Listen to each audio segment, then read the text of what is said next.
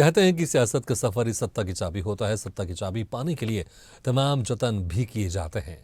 जतन में मगर नेता तमाम प्रपंच कर अपने मुकाम तक पहुंचने में पूरी ताकत लगा देते हैं।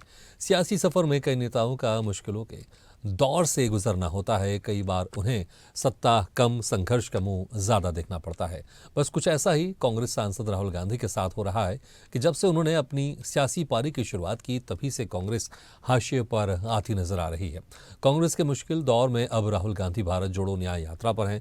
इस यात्रा के हर पड़ाव पर कुछ न कुछ ऐसा घट रहा है जो कि सियासत में भूचाल लाने के लिए काफी है। इन्हीं खास सुर्खियों पर देखिए हमारी ये खास रिपोर्ट।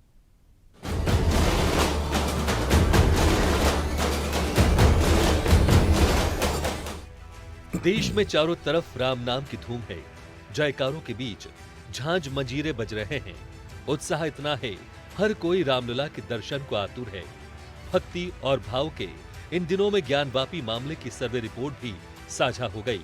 ये सर्वे रिपोर्ट इतनी खास निकली कि इसे भी अयोध्या से जोड़कर देखा जाने लगा। ये सब बातें आपको इसलिए बता रहे हैं कि फिलहाल हर तरफ रामधुन की तरंगे दौड़ती नजर आ रही है। लेकिन बात करें सियासत के संगीत की, तो इन सुरों की रागनी में एक सियासतदान पूरब से पश्चिम की तरफ यात्रा पर निकला है।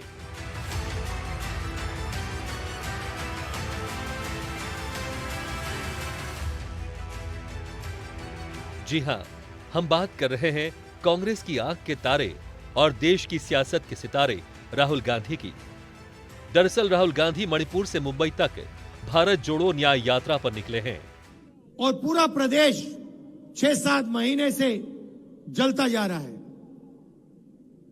दुख की बात है कि हिंदुस्तान के प्रधानमंत्री आज तक मणिपुर नहीं गए। शर्म की बात है। कहा जा रहा था कि लोकसभा चुनाव से पहले उनका हर पड़ाव बेहद ही खास होगा, लेकिन ये कितना सही साबित हुआ इसकी बानगी शुरुआत में ही देखने को मिल गई, जब राहुल गांधी की न्याय यात्रा को इम्फाल के पैलेस ग्राउंड से शुरू करने की परमिशन नहीं दी गई। नतीजतन उन्हें 14 जनवरी 2024 को थोबल से यात्रा की शुरुआत करनी पड़ी।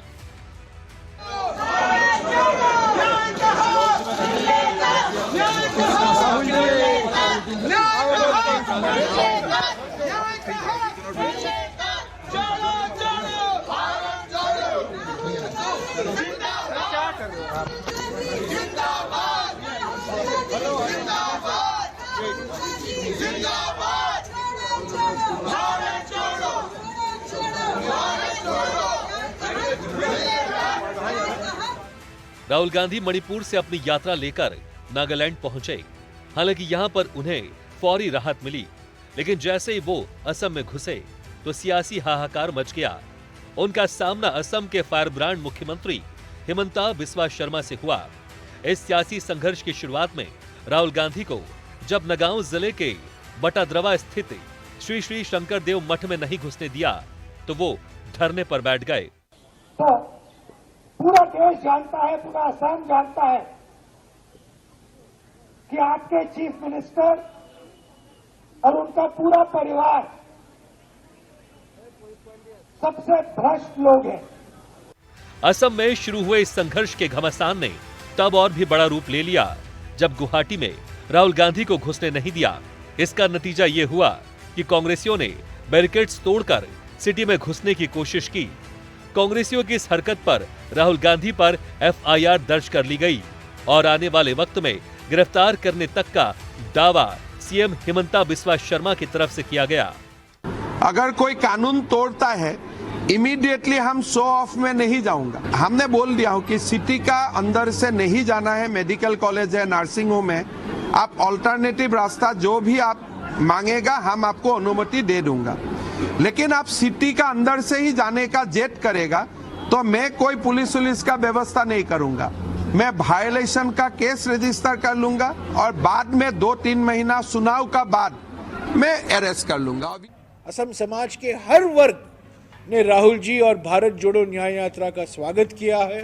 इससे असम के मुख्यमंत्री बौखलाए गए हैं, परेशानी में हैं और बेकार की बातें कर रहे हैं।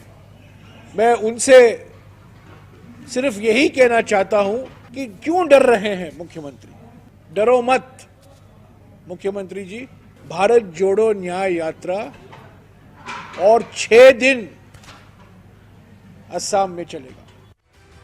भारत जोड़ने और जनता को न्याय दिलाने का दावा करने निकले राहुल गांधी असम के बाद अरुणाचल प्रदेश, मेघालय को निकले। मेरे लिए सारे के सारे प्रदेश एक जैसे हैं। जो आपकी भाषा है, बीजेपी की विचारधारा है कि हिंदुस्तान को दिल्ली से चलाया जाना चाहिए। हमारी विचारधारा है कि हिंदी की जगह है मगर आपकी भाषा की भी जगह है। हिंदुस्तान की हिस्ट्री की जगह है मगर अरुणाचल के इतिहास की, हिस्ट्री की, कल्चर की भी जगह है।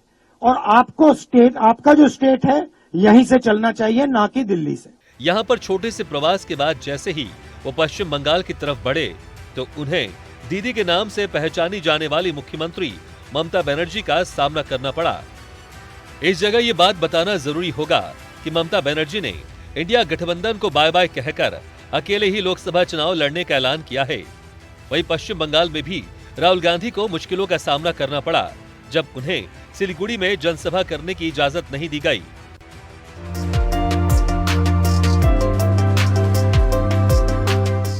जैसे मैंने कहा, नफरत के बाजार में मोहब्बत की दुकान खुलनी चाहिए। नफरत को नफरत नहीं काट सकती।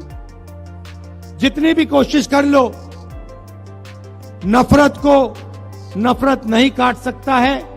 नफरत को सिर्फ मोहब्बत और प्यार काट सकते हैं।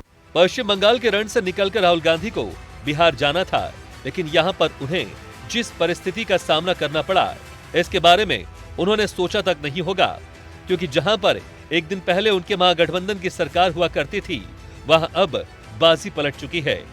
यहाँ पर नीतीश बाबू ने खेला कर दिया, बीजेपी का दामन थामकर सत्ता पलट दी। वहीं जब राहुल गांधी बिहार पहुंचे तो उन्होंने क्या कुछ कहा, आप खुद सुन लीजिए। बिहार में से अब ये यात्रा, भारत जोड़ो न्याय यात्रा निकलने जा रही है। शुरुआत मणिपुर में की, वहां हमने बीजेपी की जो विचारधारा है उसको अपनी आंखों से देखा। बजट में 100 रुपए बांटा जाता है तो ओबीसी वर्ग के अफसर सिर्फ 5 रुपए बांटते हैं। यह सच्चाई है और ये ओबीसी वर्ग के साथ हो रही है, दलित वर्ग के साथ हो रही है, आदिवासी वर्ग के साथ हो रही है। इसलिए हमने सामाजिक न्याय का सबसे क्रांतिकारी काम करने का निर्णय ले लिया है। भाइयों और बहनों, इस देश को पता लग जाना चाहिए कि इस देश में ओबीसी कितने हैं, दलित कितने हैं, आदिवासी कितने हैं, जनरल कितने हैं। उस काम को करने के लिए जाति जनगणना की जरूरत है। बिहार से निकलकर राहुल गांधी की भारत जोड़ो यात्रा झारखंड, ओडिशा, छत्तीसगढ़, उत्तर प्रदेश, मध्य प्रदेश, राजस्थान, गुजरात के बाद अंत में महाराष्ट्र के मुंबई में समाप्त होगी। इस पूरी यात्रा में राहुल गांधी 66 दिनों में 6,713 किलोमीटर की यात्रा के जरिए 110 जिलों को कवर करेंगे। भारत जोड़ो न्याय यात्रा का सफर कितना मुश्किल है इसका अंदाजा अब लग चुका है। उन्हें विरोधियों की तरफ से करारा जवाब मिल रहा है। जिस तरह से बिहार के बाद जब वो झारखंड जाने वाले हैं तो इसके पहले इंडिया गठबंधन के सदस्य सीएम हेमंत सोरेन पर ईडी ने शिकंजा कस लिया और जांच टीम उनके निवास पर कागजात खंगालने पहुंच गई। अब ऐसे में राहुल गांधी की भारत जोड़ो यात्रा का आगे क्या हश्र होगा, देखने वाली बात होगी। स्वदेश न्यूज से सुनील बंशीवाल की रिपोर्ट। ऐसे ही वीडियो के लिए लाइक करें, शेयर करें, फॉलो करें और YouTube पर जाकर सब्सक्राइब करें और बेल आइकन को दबाना ना भूलें। और ताजा तरीन अपडेट के लिए swedeshlive.com पर जरूर जाएं।